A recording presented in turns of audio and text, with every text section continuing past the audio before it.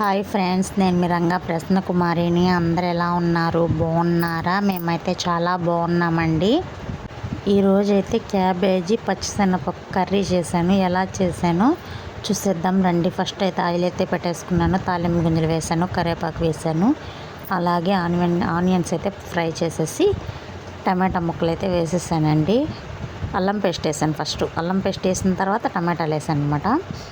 ఇంకా టమాటాలు తర్వాత పసుపు అయితే యాడ్ చేసేసి ఇంకా చూడండి ఇక్కడ ఇంకా ముందుగానే ఉడికించి పెట్టుకున్నాను అనమాట. క్యాబేజీ అయితే బాగా ఉడికిపోయింది అనమాట. చూస్తున్నారు కదా, చూడండి బాగుంది కదా, కలర్ఫుల్గా తెల్లగా.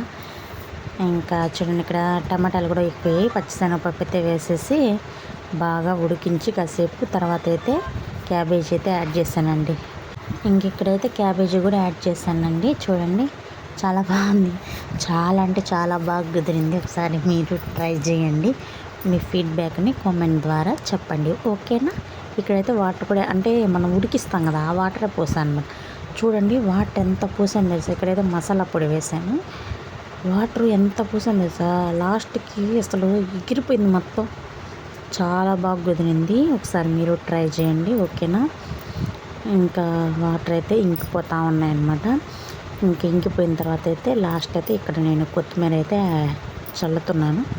కొత్తిమీర వేయడం వల్ల ఏమవుతుందంటే చూడండి అప్పుడు దగ్గరికి పడిపోయింది. అసలు చాలా బాగుంది. ఒకసారి మీరు ఓకేనా. బాయ్ అండి.